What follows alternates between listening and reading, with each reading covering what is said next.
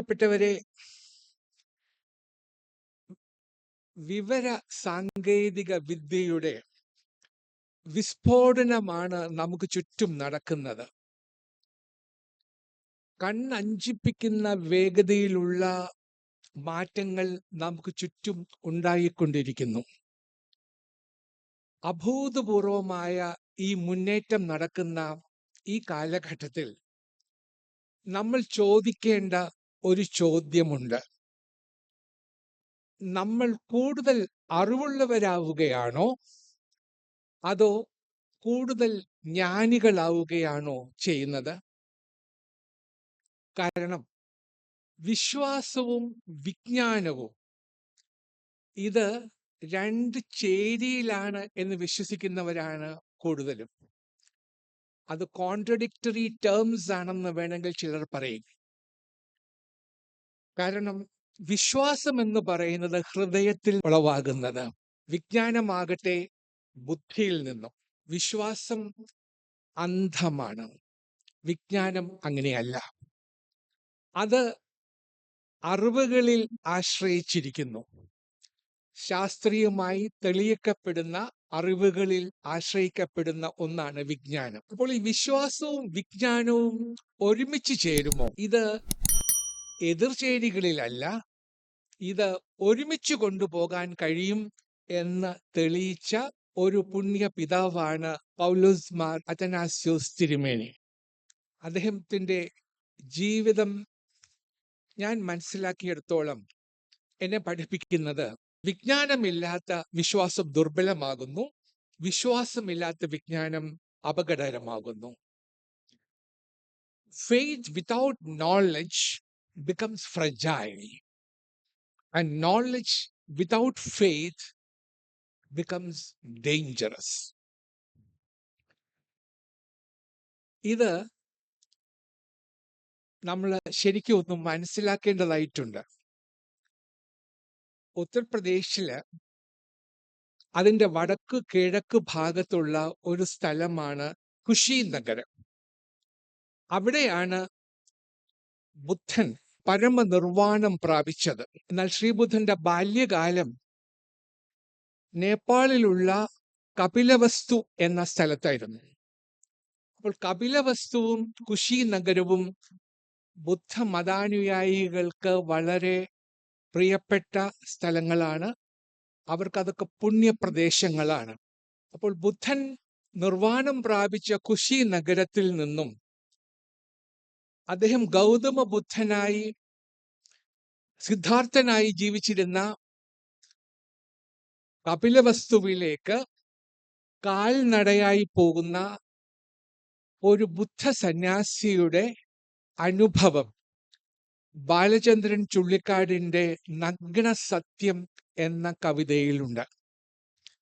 ഇത് നമ്മൾ എല്ലാവരും വായിച്ചിരിക്കേണ്ട ഒരു കൊച്ചു കവിതയാണ്. അതിന്റെ സാരാംശം ഞാൻ പറയാം. ഒരിക്കൽ കുശീനഗരത്തിൽ നിന്നും ഒരു ബുദ്ധസന്യാസി നഗ്നപാതനായി കപിലവസ്തു എന്ന ഗ്രാമത്തിലേക്ക് നടക്കാൻ തീരുമാനിച്ചു. ലോകത്തിന്റെ ഗൂഢസത്യം എന്താണ് എന്ന് കണ്ടുപിടിക്കുക ആയിരുന്നു അദ്ദേഹത്തിന്റെ ഉദ്ദേശം. അദ്ദേഹം കടുകുപാടങ്ങളുടെ ഇടയിലൂടെ നടന്ന് കനലെഴി വെയിലത്ത് തളർന്ന് അവശനായി. കുറെ കഴിഞ്ഞപ്പോൾ ഒരു കവിൾ വെള്ളം വേണമായിരുന്നു. അടുത്തെങ്ങും വെള്ളം കിട്ടുന്ന ലക്ഷണമില്ല. സന്യാസി മുൻപോട്ട് നടന്നപ്പോൾ അവിടെ ദൂരെ പുല്ലുമേഞ്ഞ ഒരു കുടില് കണ്ടു. അദ്ദേഹം അവിടെ ചെന്നു. ആരെയും കണ്ടില്ല. പിന്നെ കതകിൽ മുട്ടി.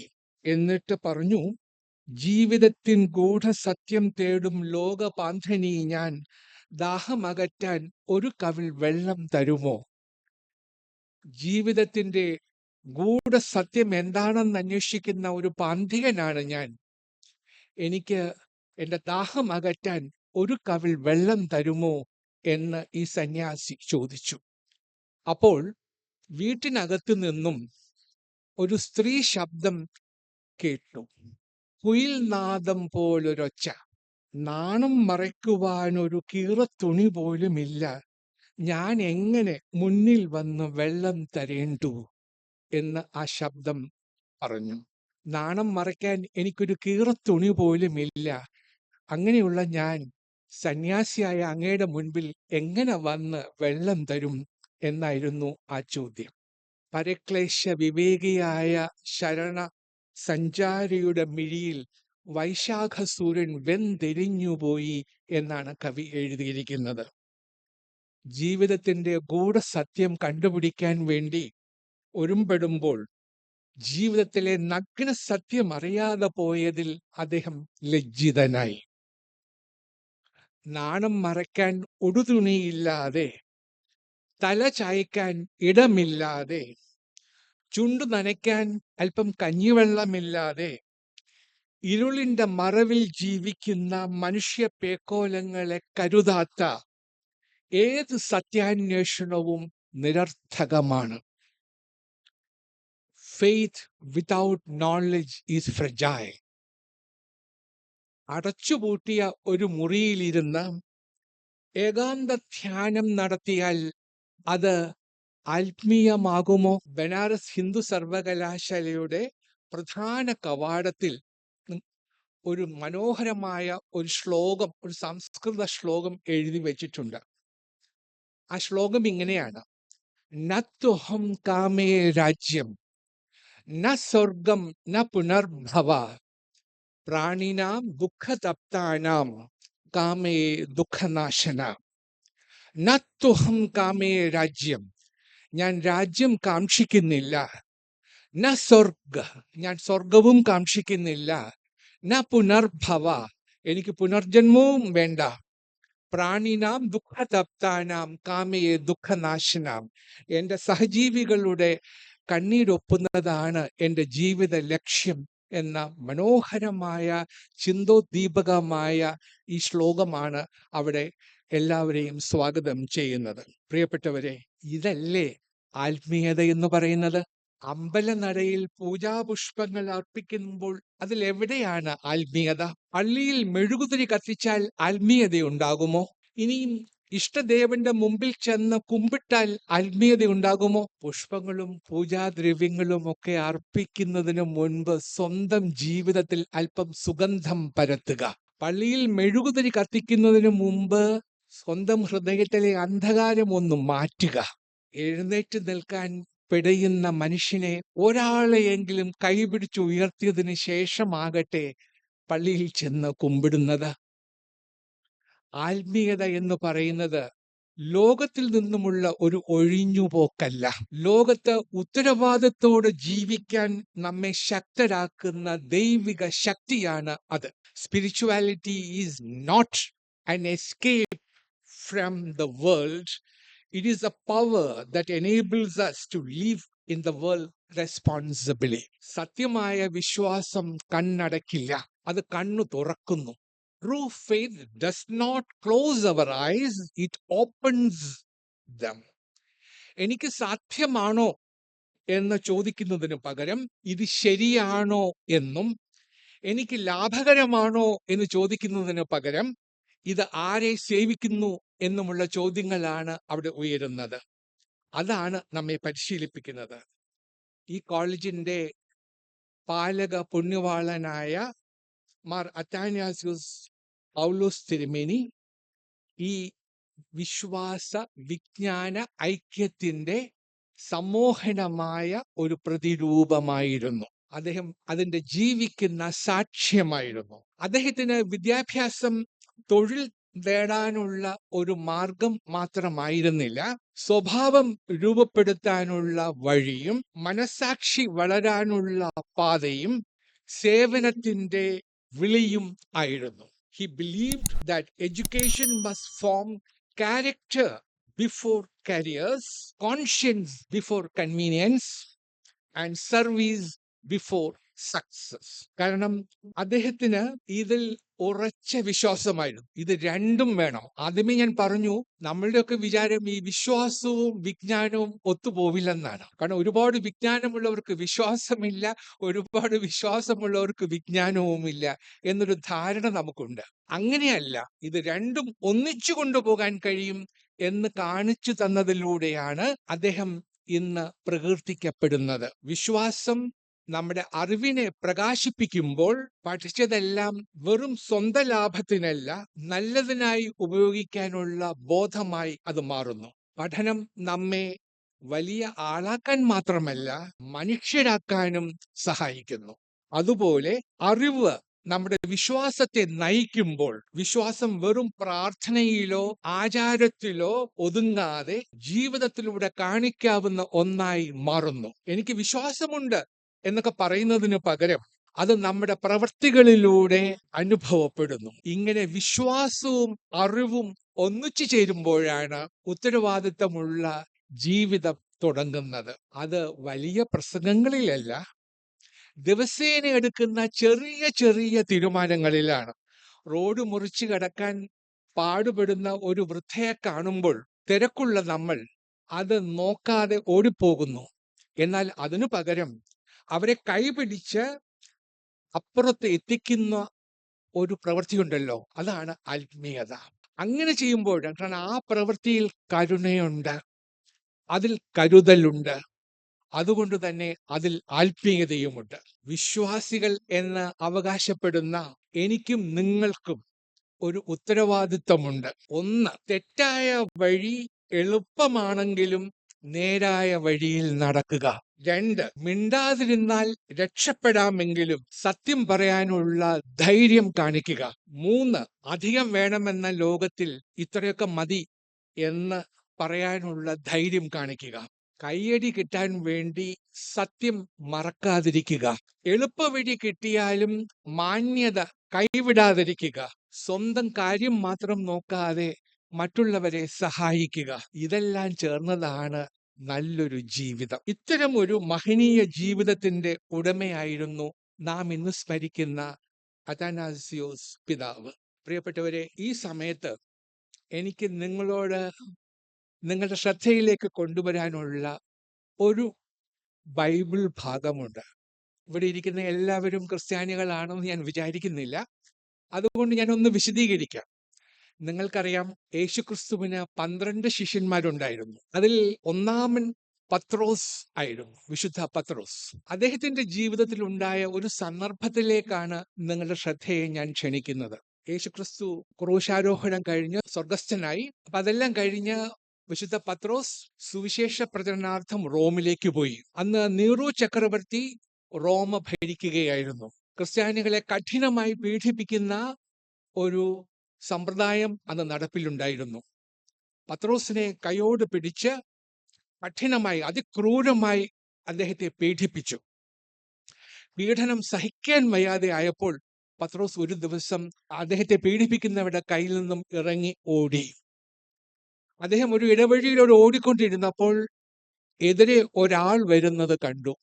സൂക്ഷിച്ചു നോക്കി, അത് തൻ്റെ നാഥനായ യേശുക്രിസ്തു ആയിരുന്നു. അപ്പോൾ പത്രോസ് അദ്ദേഹത്തോട് ചോദിച്ചു, അരാമിക് ഭാഷയിൽ ചോദിച്ചു, ഡൊമിനേക്കോ വാദിസ്, Lord where are you going എന്ന് ചോദിച്ചു. Lord where are you going. കോ വാദിസ് എന്ന വാക്കിന് വേർ ആർ യു ഗോയിങ്, അങ്ങ് എവിടേക്ക് പോകുന്നു എന്നാണ് അർത്ഥം. അദ്ദേഹം ഈ ചോദ്യം ചോദിച്ചു. അപ്പോൾ കർത്താവ് പറഞ്ഞു, ഞാൻ വീണ്ടും റോമിലേക്ക് പോകുന്നു, നിനക്ക് പകരം വീണ്ടും ക്രൂശിതനാകാൻ വേണ്ടി ഞാൻ വീണ്ടും റോമിലേക്ക് പോകുന്നു എന്ന് പറഞ്ഞു. അതിൽ ലജ്ജിതനായ പത്രോസ് തിരികെ റോമിലേക്ക് മടങ്ങിച്ചെന്ന് തന്നെ പീഡിപ്പിച്ചവരുടെ മുൻപിൽ കീഴടങ്ങി. എന്നിട്ട് പറഞ്ഞു, എന്നെ ക്രൂശിച്ചുകൊള്ളൂ, പക്ഷേ എന്നെ തല കീഴായിട്ട് ക്രൂശിക്കണം.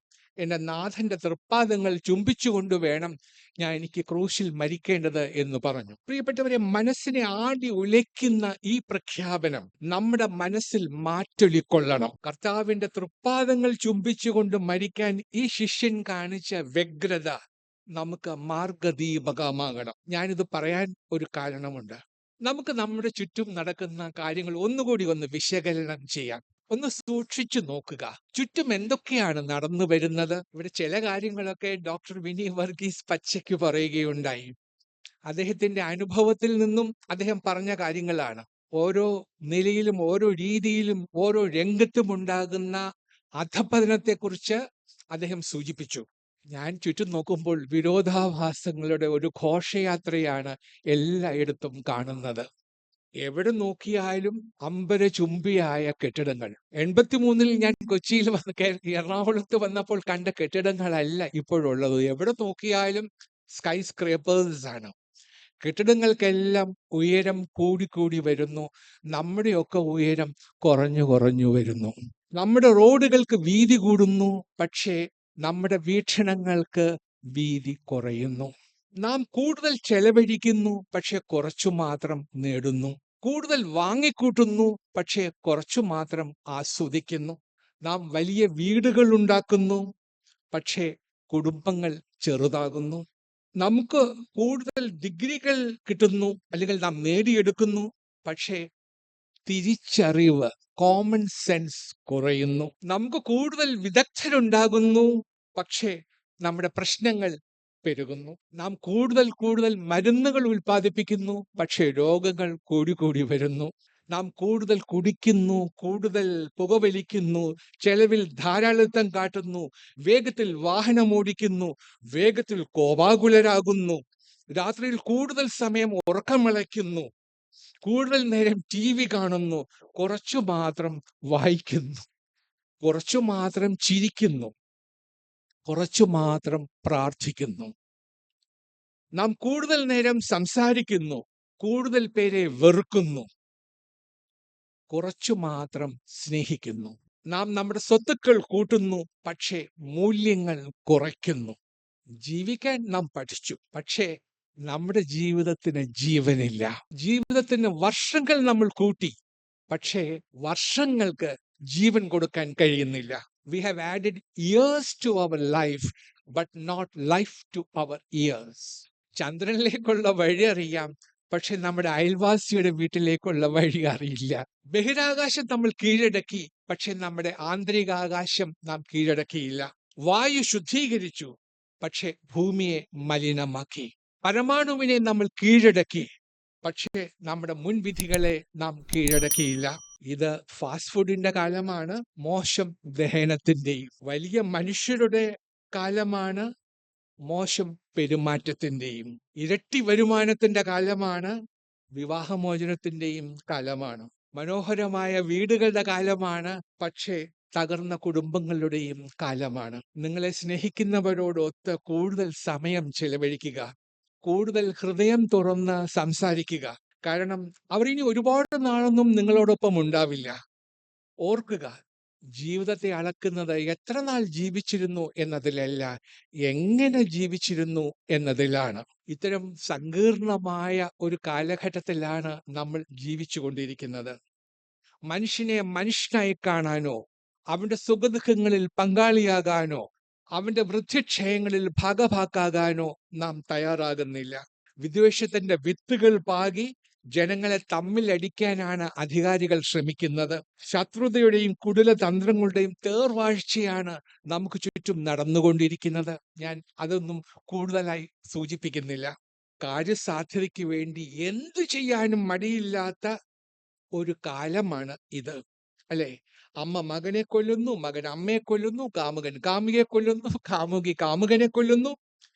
സഹോദരന്റെ കഴുത്തെറുത്ത് അവന്റെ കുടൽമാല കൊണ്ട് കഴുത്തിലണിഞ്ഞ് അവന്റെ രക്തം കൊണ്ട് കുങ്കുമക്കുറി ചാർത്തി മനുഷ്യൻ അട്ടഹസിച്ചു നടക്കുന്നു. സ്നേഹത്തിന്റെയും സാഹോദര്യത്തിന്റെയും സന്ദേശങ്ങളൊക്കെ എവിടെയോ പോയി മറഞ്ഞു. അമ്പലമണികളോ വാങ്കുവിളികളോ ഹല്ലേലൂയ ഗീതികളോ ഇന്ന് നമ്മെ കോരിത്തരിപ്പിക്കുന്നില്ല. നഷ്ടപ്പെട്ടു പോയ മൂല്യങ്ങളുടെ തേങ്ങലുകളായിട്ടാണ് പലപ്പോഴും എനിക്ക് അവ അനുഭവപ്പെടാറുള്ളത്. പരസ്പരം സ്നേഹിക്കണമെന്നും ക്ഷമിക്കണമെന്നും പഠിപ്പിക്കുന്നവർ അതിന് ഘടകവിരുദ്ധമായി പ്രവർത്തിക്കുമ്പോൾ കാപട്യത്തിന്റെ വികൃത മുഖമാണ് വെളിവാകുന്നത്. ഇത്തരം സന്ദർഭങ്ങളിൽ നമ്മുടെ നേതാക്കന്മാർ, അവർ രാഷ്ട്രീയക്കാരാകട്ടെ അല്ലെങ്കിൽ മേലധ്യക്ഷന്മാരാകട്ടെ, ആരുമാകട്ടെ, അവർക്ക് കാലിടറുമ്പോൾ ന്യായത്തിന്റെയും നീതിയുടെയും പാതയിൽ നിന്ന് അവർ വ്യതിചലിക്കുമ്പോൾ നാം ചോദിക്കണം, "Go what this? Where are you going?" 2000 ആണ്ട് മുതൽ പണക്കാരും പാവപ്പെട്ടവരും തമ്മിലുള്ള അന്തരം കൂടി വരുന്നു. ദേശീയ വരുമാനത്തിന്റെ 57.7% ഏറ്റവും ഉന്നതരായ 10% കയ്യിലാണ്.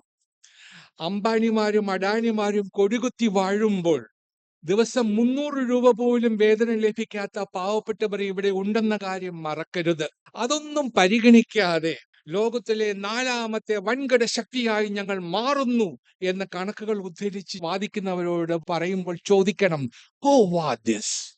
Where are you going?" ജാതിയുടെയും മതത്തിന്റെയും പേരിൽ ജനങ്ങളെ തമ്മിലടിപ്പിച്ച് അവരിൽ വർഗീയ വിഷം കുത്തിവെക്കുന്ന ജാതി പിശാചുക്കളെ കാണുമ്പോൾ നിങ്ങൾ ചോദിക്കണം, "Go what this? Where are you going?" നമ്മുടെ അക്കാദമിക് നിലവാരം തകർന്നതിനെ കുറിച്ച് ഇവിടെ ഡോക്ടർ വിനി വർഗീസ് പറയുന്നു. നമ്മുടെ കുട്ടികൾ വിദേശത്തേക്ക് പോകുന്നു എന്ന് പറയുന്നു. ഇവിടെ കുട്ടികളുടെ എണ്ണം കുറഞ്ഞു വരുന്നു എന്ന് പറയുന്നു. നമ്മുടെ പൊതുവിദ്യാഭ്യാസവും ഉന്നത വിദ്യാഭ്യാസവും എല്ലാം താറുമാറായി കഴിഞ്ഞിരിക്കുകയാണ്. ഇത്രമാത്രം താറുമാറായ ഒരു അവസ്ഥ ഇന്ന് വരെ കേരളത്തിൽ ഉണ്ടായിട്ടില്ല. ഇതിനെല്ലാം കാരണക്കാരായ ആളുകളെ കാണുമ്പോൾ മിണ്ടാപ്രാണികളായി മന്ദബുദ്ധികളായി ഇരിക്കരുത്. അവരോട് ചോദിക്കണം, "Go what this? Where are you going? Where are you taking this my state to?" രാഷ്ട്രീയക്കാരോട് മാത്രമല്ല, മത നേതാക്കന്മാരോടും ഇതേ ചോദ്യം ആവർത്തിച്ചുകൊണ്ടേയിരിക്കണം. ദൈവം നമ്മെ സ്നേഹിച്ചതുപോലെ നാമും പരസ്പരം സ്നേഹിക്കണമെന്നും ദൈവത്തോട് നമ്മെ നിരപ്പാക്കിയ പ്രകാരം നമ്മളും മറ്റുള്ളവരെ നിരപ്പാക്കണമെന്നും ഉദ്ഘോഷിക്കുന്നവർ ഒരു സിംഹാസനത്തിന്റെ പേരിൽ തെരുവിൽ കോഴികളെ പോലെ തല തല്ലി കീറുന്നത് കാണുമ്പോൾ ചോദിക്കണം, "Go what this? Where are you going?" ഈ ചോദ്യം നേതാക്കന്മാരോട് മാത്രമല്ല, നാമും നമ്മളോട് തന്നെ ചോദിക്കണം. നമ്മുടെ ജീവിതയാത്രയിൽ നമ്മുടെ മൂല്യങ്ങൾ നഷ്ടപ്പെടുമ്പോൾ, നമ്മുടെ സ്വന്തം കാര്യലാഭത്തിന് വേണ്ടി സത്യം കുഴിച്ചു മൂടുമ്പോൾ, നമുക്ക് വഴിതെറ്റുമ്പോൾ നാമും സ്വയം ചോദിക്കണം, "Go what this? Where are you going?" ക്രിസ്തുവുമായി പത്രോസ് നേരിട്ട ഈ കൂടിക്കാഴ്ച നിങ്ങളുടെ വഴികാട്ടിയാകട്ടെ എന്ന് ഞാൻ ആശംസിക്കുന്നു. അനിശ്ചിതത്വത്തിന്റെയും അസ്വസ്ഥതകളുടെയും നാളുകളിൽ അടിസ്ഥാന പ്രമാണങ്ങളിലേക്ക് മടങ്ങാൻ അത് പ്രേരകമാകട്ടെ എന്ന് ഞാൻ ആശംസിക്കുന്നു. പ്രിയപ്പെട്ടവരെ, ലോകത്തിന് ഇന്ന് വേണ്ടത് ബുദ്ധിമാന്മാരല്ല, ബുദ്ധിമാന്മാരെക്കാൾ ബോധമുള്ള മനുഷ്യനെയാണ് ലോകത്തിന് ആവശ്യം. മൂല്യങ്ങളാൽ നയിക്കപ്പെടുന്ന പ്രൊഫഷണലുകളും കരുണയാൽ രൂപപ്പെടുന്ന നേതാക്കന്മാരും ധാർമ്മികതയിൽ ഉറച്ച പൗരന്മാരുമാണ് ഈ കാലഘട്ടത്തിന്റെ ആവശ്യം എന്ന് ഞാൻ പറയും. The world does not merely need intelligent people. It needs enlightened souls. It needs professionals who are guided by values, leaders shaped by empathy, and citizens anchored in moral clarity. അതുകൊണ്ട് നമ്മുടെ വിശ്വാസം ക്ലാസ് മുറികളിലേക്കും ലബോറട്ടറികളിലേക്കും തൊഴിൽ ജീവിതത്തിലേക്കും പൊതുജീവിതത്തിലേക്കും കൊണ്ടുപോകാം. നമ്മുടെ വിജ്ഞാനം കരുണയാൽ ശുദ്ധീകരിക്കപ്പെടട്ടെ. നമ്മുടെ ആത്മീയത ഉത്തരവാദിത്വമായി പ്രകടമാകട്ടെ. Let us allow knowledge to be purified by compassion and our spirituality to be expressed through responsibility. വിശ്വാസവും വിജ്ഞാനവും കൈകോർക്കുമ്പോൾ ആത്മീയത ജീവിതമാകുന്നു. ജീവിതം ലോകത്തിനുള്ള അനുഗ്രഹമായി മാറുന്നു. അത് അർത്ഥവത്തായ ജീവിതമായി മാറുന്നു. When faith and knowledge walk together, spirituality becomes life, and life becomes a blessing to others. Life becomes meaningful. My dear friends, let us lead a life that is meaningful, a life where faith and knowledge walk in harmony. നിങ്ങളുടെ സമയത്തിനും ക്ഷമയ്ക്കും നന്ദി പറഞ്ഞുകൊണ്ട് എൻ്റെ വാക്കുകൾ ചുരുക്കട്ടെ. Mar Athanasius college അസോസിയേഷന്റെ സ്നേഹോപഹാരം സ്വീകരിക്കുന്നതിനായി doctor Jiji തോമസിനെയും memento നൽകുവാനായി doctor വിനി വർഗീസിനെയും ക്ഷണിക്കുന്നു.